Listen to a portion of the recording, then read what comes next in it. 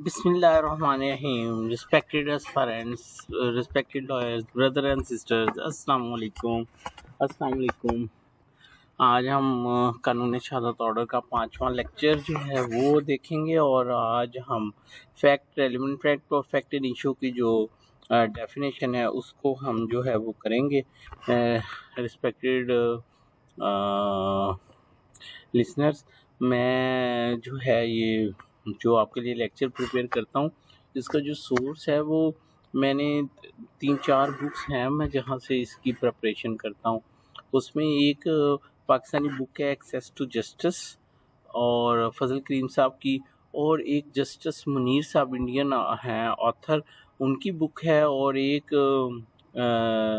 एक और है धीरज लाल या रतन लाल, इस तरह से करके उनकी जो है वो बुक है जिसको मैं जो है वो कंसीडर कर रहा हूँ। इस तरह से मैं 3-4 जो बुक्स हैं उनको कंसीडर करके तो फिर मैं आपके लिए जो है जो आपके लेवल पे या जो मोस्ट डिज़ायर्ड कॉन्सेप्ट हों मैं वो आपके साथ जो है वो शेयर करता हूँ। तो लेक्चर नंबर 5 है आज, इसको देखते हैं इंशाल्लाह। थोड़ा सा रिकैप कर लें। लेक्चर नंबर 1 में हमने पूरे कानून शहादत ऑर्डर का ओवरव्यू देखा था, और अगर किसी ने वो लेक्चर नहीं सुना तो उसको फिर सबसीक्वेंट लेक्चर्स में वो फ़ायदा नहीं होगा जो कि उसको जो है वो यहाँ पे जो है उसको जो है वो फ़ायदा होगा। जो बकिया जो है लेक्चर्स उनमें उसी वक्त उसको फ़ायदा होगा जब पहला लेक्चर वो अच्छी तरह से सुनेगा। लेक्चर नंबर 2 जो था प्रियम्बल के बारे में था, और थर्ड जो था वो एप्लीकेबिलिटी के बारे में था, और फोर्थ लेक्चर में हमने कोड की डेफिनेशन देखी थी। आज 5th लेक्चर है, इसमें हम देखते हैं। अगर आप लेक्चर 1 को ज़हन में रखें तो हमने देखा था कि पूरा कानून शहादत ऑर्डर जो है वो 3 जो है वो स्टेजेस को कवर कर रहा है: रेलिवेंसी ऑफ फैक्ट्स को, एडमिसिबिलिटी को, और एप्रिसिएशन को। ठीक है, और फिर हमने एक चीज़ देखी थी कि ये सारे कॉन्सेप्ट जो हैं, जो डेफिनेशंस हैं वो भी इनके साथ कनेक्ट हैं। यानी रेलिवेंसी ऑफ फैक्ट का कॉन्सेप्ट समझने के लिए हमें फैक्ट इन इशू और रेलिवेंट फैक्ट की डेफिनेशन जो है वो देखनी पड़ेगी। एडमिसिबिलिटी ऑफ एविडेंस के लिए हमें एविडेंस की डेफिनेशन देखनी पड़ेगी। इसी तरह अप्रिसिएशन के लिए फैक्ट प्रूव, फैक्ट डिसप्रूव्ड और फैक्ट नॉट प्रूव्ड और प्रिजम्पशन वगैरह की डेफिनेशन जो है वो देखनी पड़ेगी। तो जो अगर आपको पहला लेक्चर याद है तो रेलिवेंसी ऑफ फैक्ट के हवाले से हम बात करें तो उसमें 3 डेफिनेशन आपस में कनेक्टेड थी: फैक्ट, फैक्ट इन इशू और रेलिवेंट फैक्ट, और उसी को आज हम जो है वो देखेंगे। अच्छा, सबसे पहले फैक्ट क्या है? सबसे पहले मैं आपके साथ जो है वो उसकी रीडिंग करूँगा, फिर उसके बाद मैं आपको उसको अपने तरीके से समझाऊँगा। फैक्ट इंक्लूड्स का मतलब क्या है कि ये फैक्ट्स की एक्सक्लूसिव डेफिनेशन नहीं दी हुई बल्कि ये इंक्लूसिव डेफिनेशन है। ठीक है, anything state of thing or relation of thing, इसके ऊपर फोकस कर ले। Anything state of thing or relation of thing capable of being perceived by senses and any mental condition of which any person is conscious. There are certain objects arranged in a certain order in a certain place is a fact. That a man heard or saw something is a fact. That a man said certain word is a fact.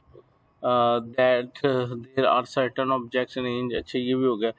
That a man holds a certain opinion as a certain intention, acts in good faith or fraudulently, or uses a particular word in a particular sense, or was at a specific time conscious of a particular sensation is a fact. That a man saw a certain reputation is a fact. तो ये था, सिर्फ आपके सामने पड़ा है। अब हम इसको थोड़ा सा उर्दू में भी देख लेते हैं।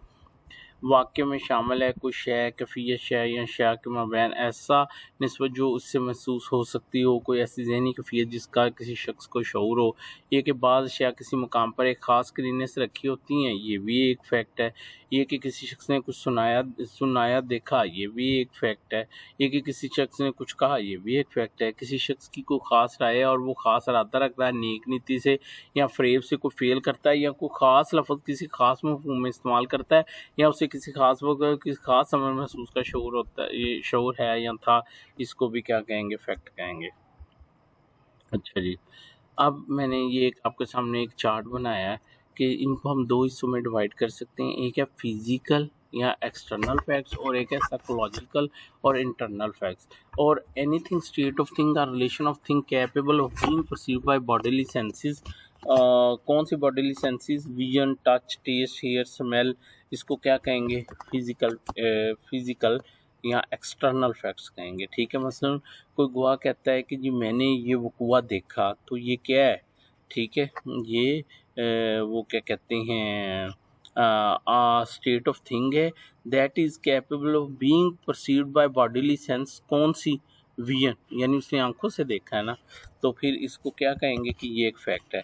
Psychological internal fact, any mental condition of which any person is conscious.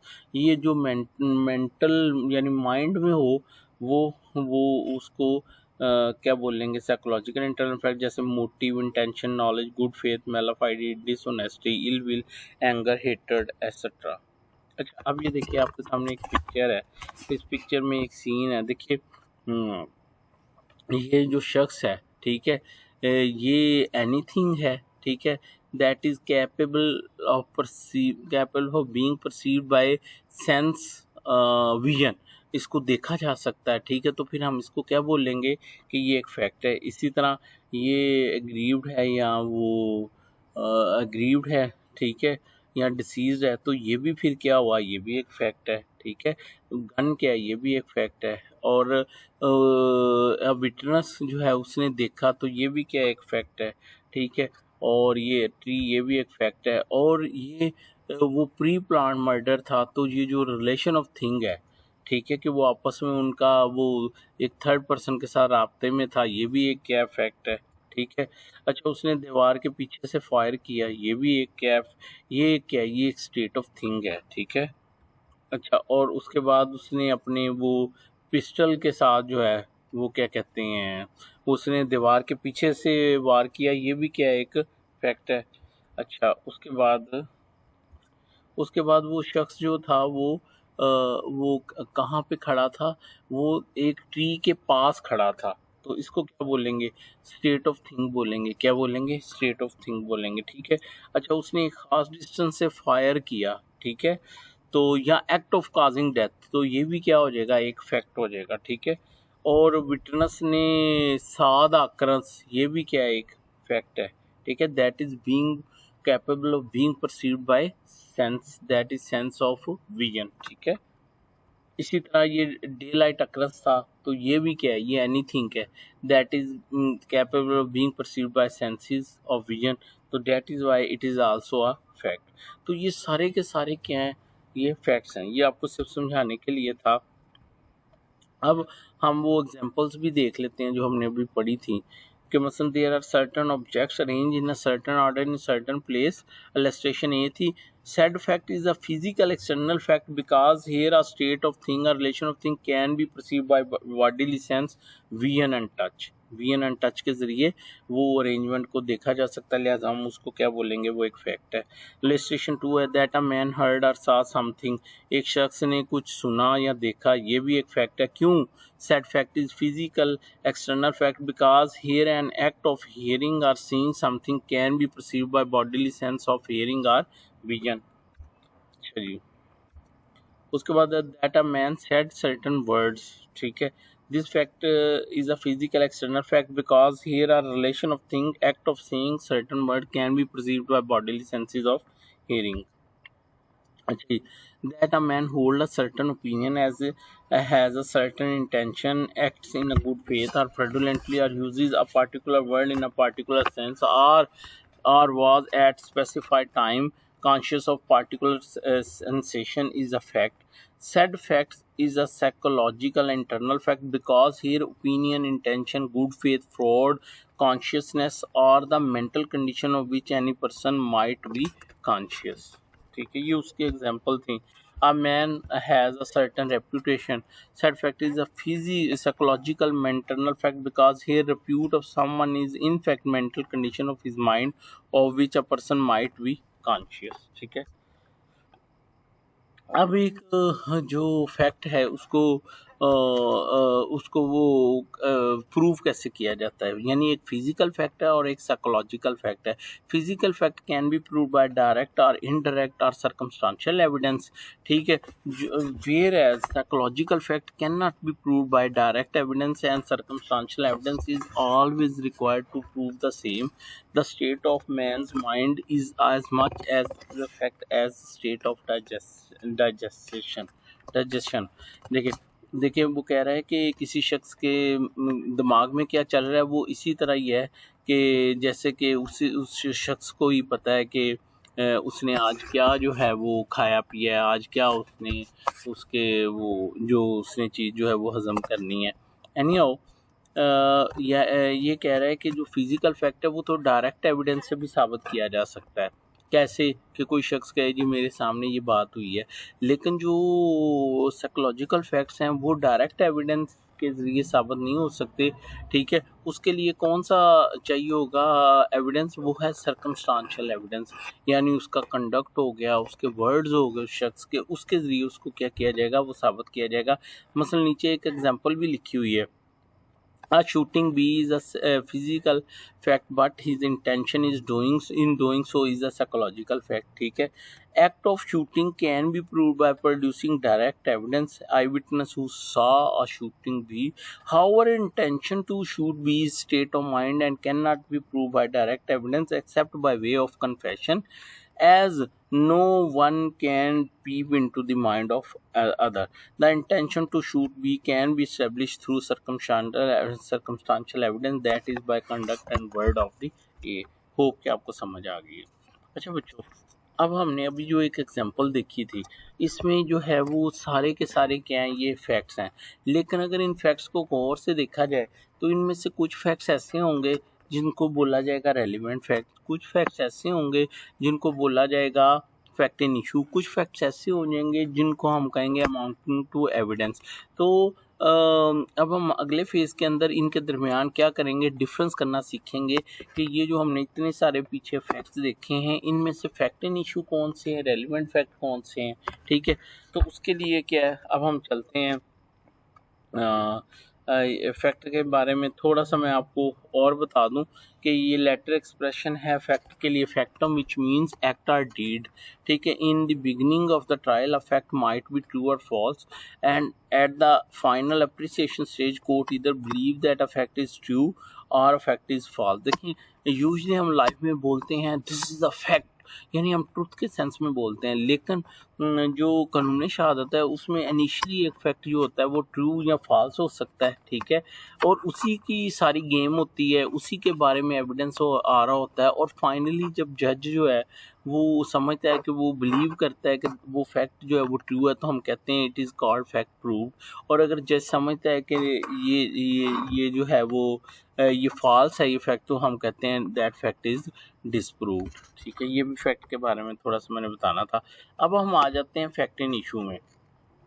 The expression fact in issue includes any fact from which either by itself or in connection with other fact the existence, non-existence, nature or extent of any right, liability or disability asserted or denied in any suit or proceeding necessary follows, ठीक है।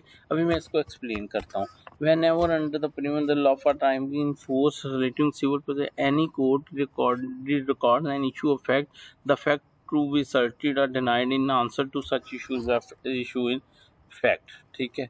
अच्छा जी, अच्छा ये उसके बाद इसमें illustration है। A is accused of murder of B at at his trial following are facts that A cause B death, that A had intention to cause death, that A had received grave सर्ट provocation, that at the time of doing so fact which caused B was by reason of unsound mind incapable of knowing its nature। अच्छा जी, अब हम थोड़ा सा इसको उर्दू में भी देख लेते हैं। अब भारत वाक़यात तनकीद तलब में कोई ऐसा वाक़या शामिल है जिससे ख्वा बनफ़सा या दीगर वाक़यात की निस्बत से किसी ऐसे हक़, ज़िम्मेदारी या अदम काबिलियत का वजूद अदम वजूद, नोयत या हद जिसका किसी नालिश या कार्रवाई बिल ज़रूर मुंतज होती है। तशरीह जब कभी ज़ाब्ता दौरान मुतल्लिक़ फ़िल वक्त नाज़ के तहत कोई अदालत कोई वाक़या तनकीद तलब करे तो वो वाक़या जिसका ऐसी तनकीद के जवाब में दावा या इनकार होने वाला हो वाक़या तनकीद तलब है। तमसीलें अल्लाह पर बे के कत्ल अहमद का इल्ज़ाम लगाया गया है। इसकी समाअत मुकदमा में दर्ज वाक़यात फैक्ट इन इशू हैं। ये कि अल्लाह बे की मौत का बायस हुआ कि ये अल्लाह ने बी की मौत का बायस होने की नीयत की थी। ये कि अल्लाह को बे से शदीद और नागहानी इश्ताल तबाह पहुँचा था। ये कि अल्लाह इस फेल के इर्तिकाब के वक्त जो बी की मौत का फतूर अकल की बिना पर उसका कोई नौयत व सलाहियत होने की नहीं रखता था। अच्छा जी, अब ये देखिए, ये जो पीछे डेफिनेशन है इसको मैंने दो हिस्सों में डिवाइड किया है कि इसकी दो कंडीशन है। पहली कंडीशन क्या है कि एक फैक्ट इन इशू होने के लिए पहली कंडीशन ये है कि a fact asserted by one party and denied by the other party. एक पार्टी ये कहे कि जी ये फैक्ट जो है वो अलेज करे और दूसरा उसको क्या करे, डिनाई करे। और दूसरी कंडीशन क्या है, further that fact suggest existence non existent nature extent of any right liability और डिसेबिलिटी। ठीक है, तो ये जो है वो दूसरी कंडीशन क्या है कि that fact is touching some right or liability, touching some right or liability. अच्छा, मैं आपको ना थोड़ा सा इसके बारे में बताता हूँ, फैक्ट इन इशू के बारे में। देखिए, एक लॉ है सब्सटेंटिव लॉ, वो पार्टीज की राइट्स एंड लायबिलिटीज को सेट करता है। लेकिन जब वो राइट्स एंड लायबिलिटी डिस्प्यूटेड हो जाती हैं तो फिर कोर्ट में कौन सा लॉ होता है जो कि उन लायबिलिटी और राइट्स को फिक्स करने के लिए अमल में आता है, वो होता है प्रोसीजरल लॉ। ठीक है, इसी तरह कानून Shahadat order adjective law that is also part of procedural law है। ठीक है, तो अब क्या है कि मैं आपको एक एग्जांपल के साथ समझाता हूँ। देखिए, पीपीसी सब्सटेंटिव लॉ है और पीपीसी के अंदर जो है वो एक शख्स को है that he is liable to be punish with death, फर्ज करें कत्ल अमल है, तो ये अब एक लायबिलिटी होगी ऑफ एनी लायबिलिटी। ठीक है, यानी एक शख्स की लायबिलिटी क्या है कि उसको पनिशमेंट मिले। ठीक है, अब हमें पता है कि किसी भी कत्ल अमद को साबित करने के लिए उसका जो बड़ा इंग्रेडिएंट होता है वो होता है कि act of causing of death, और दूसरा क्या होता है, इंटेंशन। ठीक है, तो देखिए, अब जो लायबिलिटी है एक्यूज की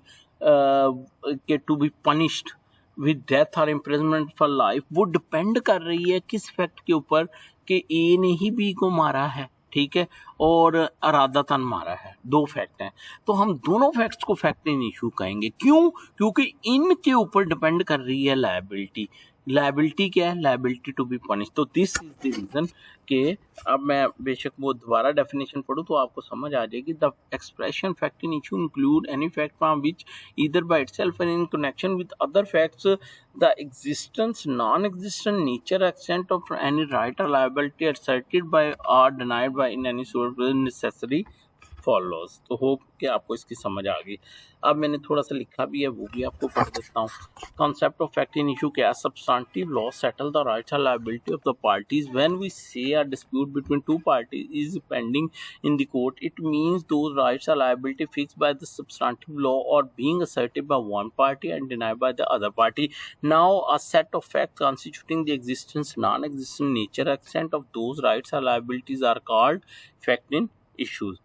In simple words, ठीक है, on civil side all facts constituting issue of facts and on criminal side all facts becoming part of charge framed by court are called fact in issues। ठीक है, तो hope कि आपको मैंने ये बात पहले समझा भी दी है, मैंने इसकी रीडिंग करवा दी है। अब एक एग्जांपल देख लेते हैं। PPC substantive law fixes the liability of an accused to be punished for commission of an offence. Now, in trial under Section 302, in order to punish accused A for murder, A cause B death actus rea and A's intention to cause B death mens rea are called fact in issue. क्यों? Because the existence or non-existence of the liability of the accused A to be punished under Section 302T is dependent upon the said facts. If any of said facts is not proved, accused will not be liable to be punished under Section 302 of PPC। तो ये वही बात होगी कि वो fact जिनके ऊपर एक राइट्स और लायबिलिटी डिपेंड कर रही है उसको हम क्या कहेंगे, उसको फैक्ट इन इशू बोलेंगे। उसके बाद एक और एग्जांपल है।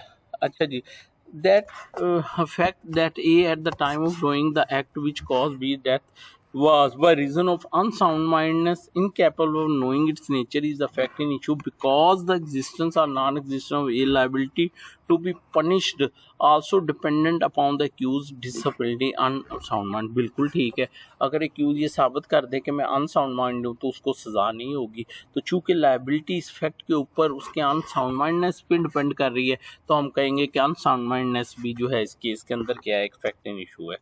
अच्छा जी, the fact is intention to cause these deaths also suggests the nature of liability for what kind of offense of accused is to be punished। If fact intention is proved, accused will be punished with qatl amad, and if the same is not, however, other facts of cause will be to punish for qatl other than qatl amad। So we can say that fact intention is also fact in issue in the way that it suggests the nature of the liability। देखिए ना, मेरी बात सुनिए, अब intention है, ठीक है, अगर इंटेंशन साबित नहीं होती लेकिन एक्ट ऑफ काजिंग डेथ साबित हो जाता है तो उस शख्स को कत्ल की सज़ा मिलेगी, लेकिन कत्ल अमद की नहीं मिलेगी, उसको किसी और कत्ल की सज़ा मिल जाएगी। ठीक है, जैसे कत्ल खता, कत्ल बिस्सबाब है तो उसकी सज़ा उसको जो है वो मिल जाएगी। तो यहाँ पे क्या हो रहा है बच्चों, यहाँ पे नेचर ऑफ लायबिलिटी चेंज हो रही है।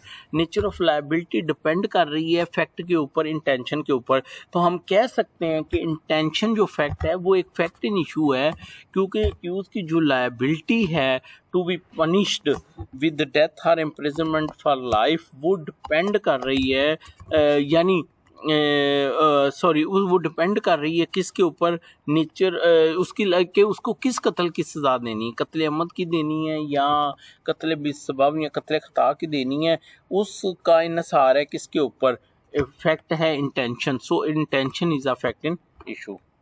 अच्छा, एक और एग्जांपल है, क्या है, fact is intention to cause this also suggest the extent of liability to what accused is to be punish. If fact intention is proved, accused will be punish for कत्ल अमद intention murder having maximum punishment death, and if same is not proved, however other fact causing death is proved, accused will be life for lesser punishment provided for type of कत्ल other than qatl amad। So we can say that intention is also a factor in issue in the way that it suggests the extent of liability। देखिए ना, मेरी एक बात सुनिए आप कि अगर एक शख्स जो है वो यानी एक मर्डर में अगर एक इंग्रेडिएंट इंटेंशन साबित नहीं होता तो ऑब्वियसली, लेकिन बाकी इंग्रेडिएंट साबित हो जाते हैं तो यकीनन उसको कत्ल अमद की सज़ा नहीं होगी बल्कि उसको किसी और कत्ल की सज़ा मिलेगी, और मैक्सिमम पनिशमेंट कत्ल अमद की है। तो यहाँ पे फिर एक्सटेंट ऑफ लायबिलिटी के उसको कितनी सज़ा मिलनी है वो क्या हो रही है, वो चेंज हो रही है। तो चूँकि चेंज हो रही है लिहाजा हम वो कहेंगे कि फैक्ट इंटेंशन जो है वो क्या है, वो एक फैक्ट इन इशू है। समझाने की कोशिश कर रहा हूँ आपको। अच्छा जी, इलस्ट्रेशन 5 है, वो कहता है similarly fact that A had receive grave sudden provocation from B is also a fact in issue because the extent of liability quantum is also dependent upon the said fact. ठीक है, here whether accused is to be punished for robbery or डकैती, here nature and extent of liability is disputed between the parties dependent upon the establishment of fact number of culprits। so we can say that number of culprits is a fact in issue। देखिए ना, अगर 5 हो जाएंगे तो वो क्या बन जाएगी, डकैती, और अगर वो कम हो जाएंगे तो वो क्या हो जाएगी, रॉबरी। ठीक है, तो यहाँ पे जो एक फैक्ट है नंबर ऑफ कल्प्रेट्स उस पर डिपेंड कर रही है क्या, nature and extent of liability, क्योंकि जो रॉबरी है उसकी सज़ा कम है, डकैती की ज़्यादा है। ठीक है, अगर 5 या 5 से ज़्यादा हो जाएंगे तो डकैती की सज़ा मिलेगी, अगर कम हो जाएंगे तो रॉबरी की मिलेगी। तो हम कह सकते हैं कि ये जो नंबर ऑफ कल्प्रेट्स ये एक ऐसा इशू है कि इस पर nature and extent of liability depend करती है, लिहाजा ये फैक्ट इन इशू है। अच्छा, एक और एग्जांपल है, wife instituted a suit against B husband for recovery of maintenance allowance. B denies the relationship of husband and wife. Here existence of right to a wife to recover maintenance allowance and existential liability B to pay the same is dependent upon the proof of the fact marriage between owners। So we can say that solemnization of marriage A and B is a fact in issue in the suit for recovery of maintenance allowance. I hope कि आपको इसकी जो है वो समझ आ गई कि बीबी खर्चा मांग रही है, बंदा कहता है ये मेरी बीबी नहीं है, तो ये अब जो उसकी लायबिलिटी है टू पे दी मेंटेनेंस वो डिपेंड कर रही है किसके ऊपर, फैक्ट के ऊपर कि उनका क्या मैरिटल रिलेशन भी है कि नहीं है। तो वो जो फैक्ट होगा whether A solemnize marriage with B उसको हम फिर क्या बोलेंगे कि ये एक फैक्ट इन इशू है, क्योंकि इसके ऊपर एक्यूज की डिफेंडेंट की लायबिलिटी टू पे मेंटेनेंस इज डिपेंडेंट। अच्छा, एक और एग्जांपल है, कह रहा है a wife has claimed recovery of maintenance at the rate of per month, here extent of right of he and extent of liability to pay quantum maintenance is dependent upon the proof of the fact is expenditure and b source of income. So we can say that said both facts are fact in issue in the suit for recovery of maintenance allowance. अच्छा जी, अब summary क्या है fact in issue की। Fact in issue are also called factum probandum, fact to be proved, they are disputed facts touching some right and liability. Alternate term used for fact are material dispute, principal or ultimate facts, all facts constituting a charge in a criminal case and all facts constituting cause of action in civil cases are fact in issue. ये हमने already पढ़ लिया है। लीजिए अब हम आ गए किसके ऊपर, रेलिवेंट फैक्ट के ऊपर। ठीक है, अब हम इसको लेके चलते हैं। अच्छा जी, relevant fact क्या, one fact is said to be relevant to another when one is connected with the other in any of the way referred to in the provision of this order relating to the relevancy of fact. अब भारत एक वाक्य किसी दूसरे वाक्य से उस वक़्त कहलाएगा जब दूसरे वाक्य के साथ इन तरीकों में से किसी एक की निस्बत रखता हो जिसका फरमान उसके काम में हवाला दिया गया है जो वाक़यात के मुतल्लक होने की बाबत है। ठीक है, देखिए फैक्ट जो है कोई एक फैक्ट जो कि किसी दूसरे फैक्ट से क्या हो कि उसके साथ जो है के साथ रेलिवेंट हो अंदर any provision of the Qanun Shahadat order, that is article 19 to article 69, तो हम उसको क्या बोलेंगे, उसको रेलिवेंट फैक्ट बोलेंगे। ठीक है, अच्छा अब इसका कॉन्सेप्ट क्या है, रेलिवेंट फैक्ट का कॉन्सेप्ट क्या है।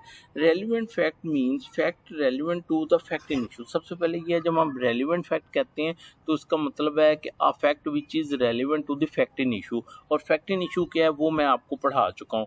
Here relevancy implies a relationship between a fact and the fact in issue which either convinces और टेंड टू कन्विंसेस अ जज एज टू द एग्जिस्टेंस और non existence of the fact in issue. ठीक है, अब मैं example से इसको जाके आगे क्लियर करूँगा। एनी हाउ जो कि एक जज को इस चीज़ पे मजबूर करता है कि वो ये समझे कि फैक्ट इन इशू जो है वो एग्जिस्ट करता है या नहीं करता।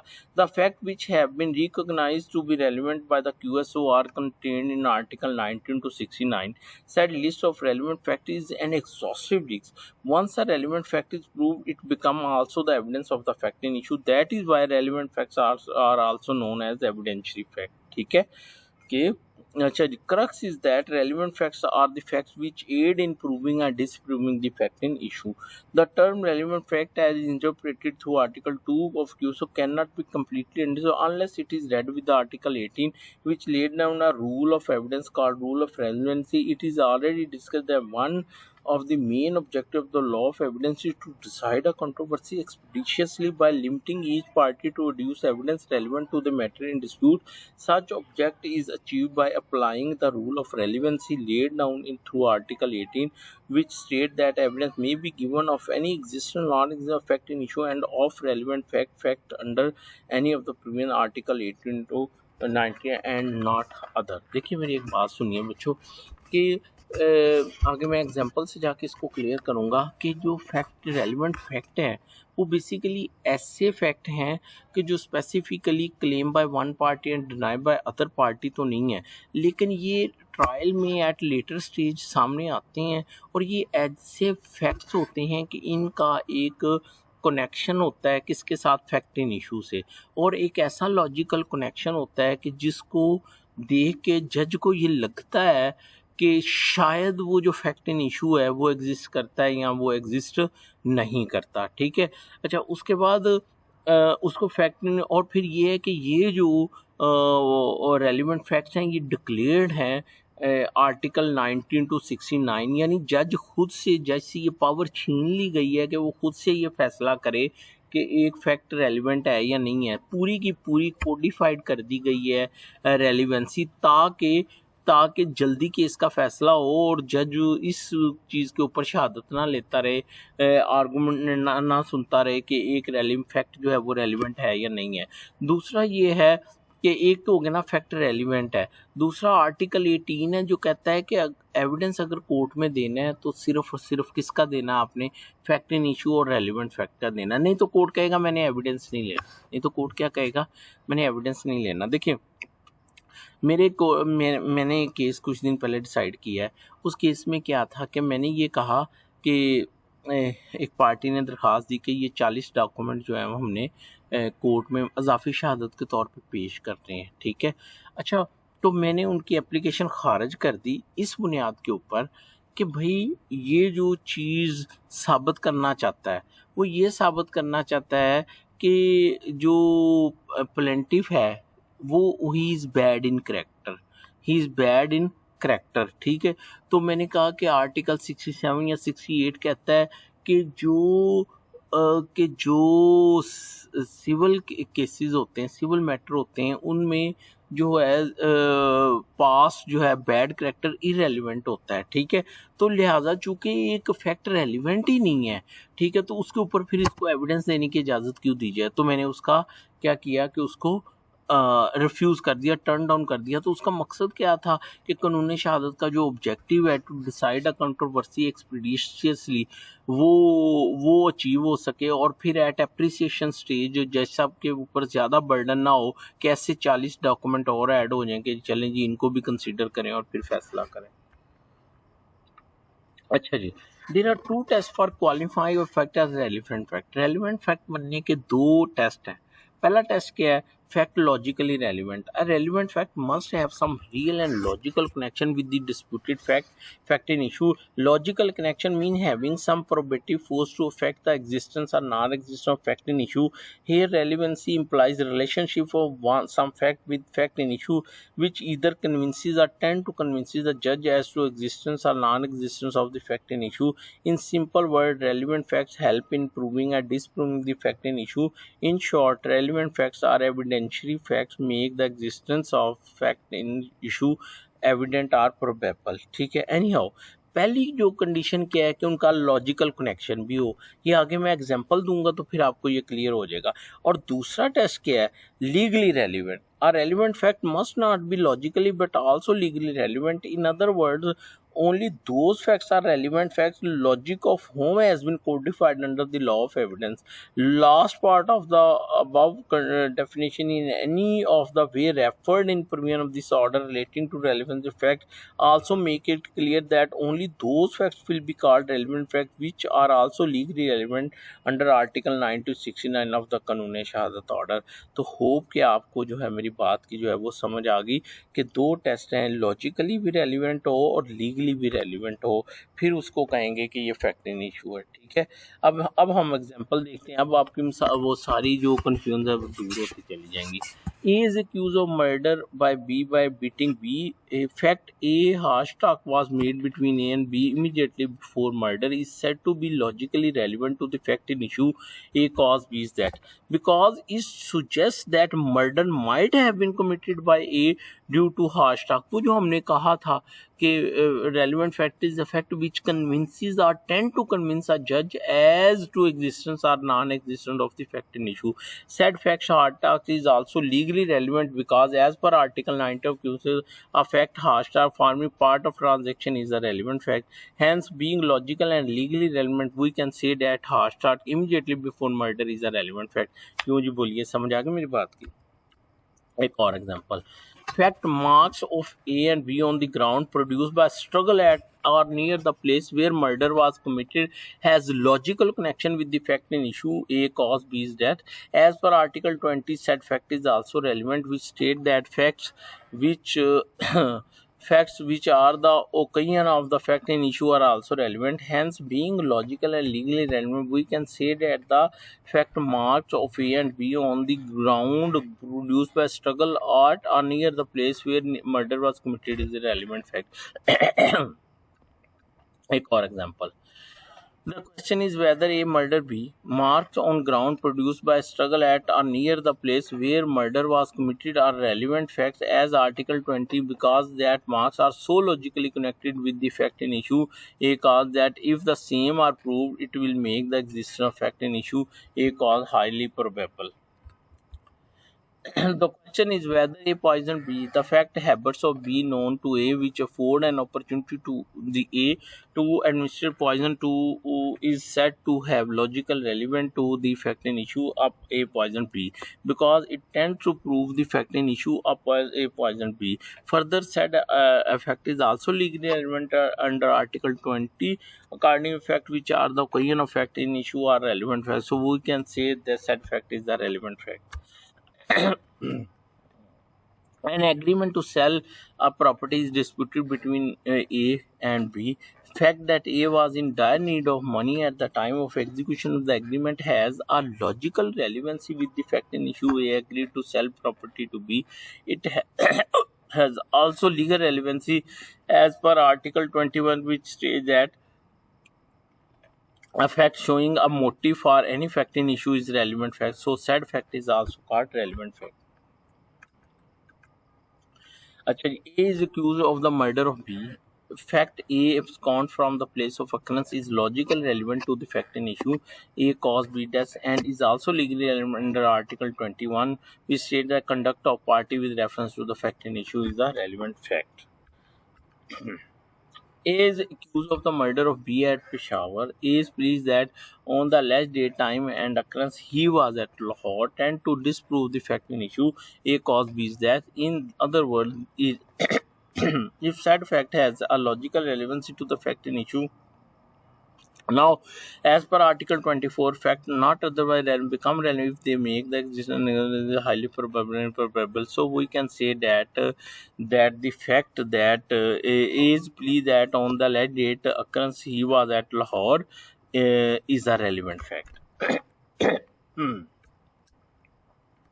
A is charged with shooting at B with intent to kill him.